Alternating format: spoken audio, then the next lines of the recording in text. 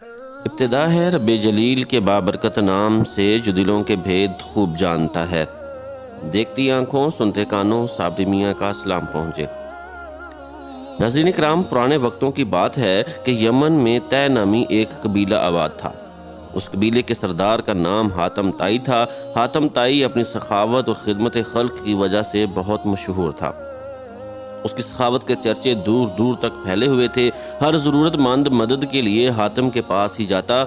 یہ دیکھ کر بادشاہ حسد کا شکار ہو گیا اور حاتم طائی کو ختم کرنے کا پروگرام بنا لیا اور اپنی فوج کے ساتھ حاتم کے علاقے پر حملہ کر دیا۔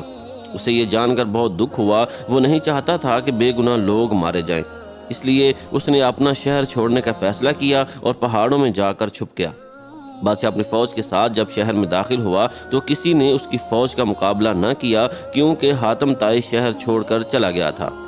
بادشاہ نے حاتم کا تمام مال و اسباب لوٹ لیا۔ اس کے ساتھ ہی بادشاہ نے اعلان کرا دیا کہ جو شخص حاتم کو ڈھونڈ کر لائے گا اس کو بہت بڑا انعام دیا جائے گا۔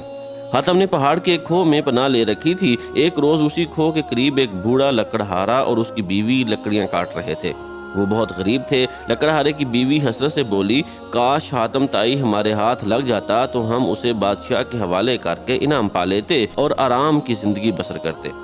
لکڑہارا بولا، فضول بات مت سوچو، ہماری ایسی قسمت کہاں کہ حاتم ہمارے ہاتھ لگ جائے اور ہم انعام حاصل کر کے آرام سے زندگی بسر کر سکے۔ حاتم طائی کھو کے اندر بیٹھا یہ باتیں سن رہا تھا۔ اس نے سوچا کہ اس بے سر و سامانی کی حالت میں ان کے کام آ سکتا ہوں۔ چنانچہ وہ کھو سے باہر آیا اور بڑے میاں بیوی سے بولا، میں ہی حاتم ہوں، مجھے بادشاہ کے پاس لے چلو اور اس کے حوالے کر کے انعام حاصل کر لو۔ جلدی کرو، اگر کسی اور نے مجھے دیکھ لیا تو پھر تم ہاتھ ملتے رہ جاؤ گے۔ حاتم کی باتیں سن کر لکڑہارا بولا، بے شک ہم غریب ہیں مگر اتنے ظالم نہیں کہ تمہیں بادشاہ کے حوالے کر کے انعام حاصل کریں۔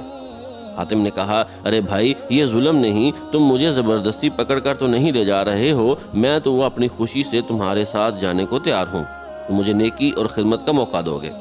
حاتم نے ان کو مادہ کرنے کی بہت کوشش کی لیکن لکڑہارا کسی صورت نہ مانا۔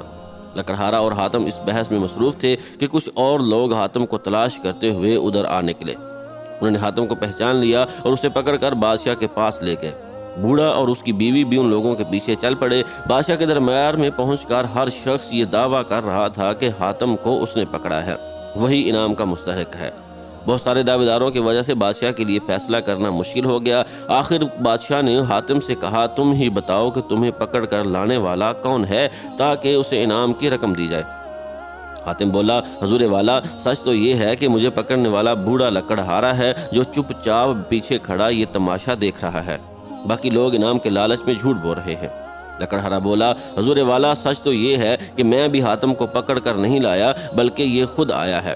پھر لکڑہارے نے بادشاہ سلامت کو ساری بات بتائی۔ بادشاہ کو جب حقیقت معلوم ہوئی تو اس نے حاتم سے کہا، میں تمہاری شہرت سے تمہارا دشمن بن گیا تھا، مجھے افسوس ہے، تم واقعی عظیم انسان ہو جو ہر حال میں دوسروں کی مدد اور خدمت کے لیے تیار رہتے ہو۔ میں تم سے اپنے کیے کی معافی مانگتا ہوں۔ اس کے بعد بادشاہ نے لکڑہارے کو انعام دیا اور حاتم کا سارا علاقہ اسے واپس کرنے کا اعلان کر دیا۔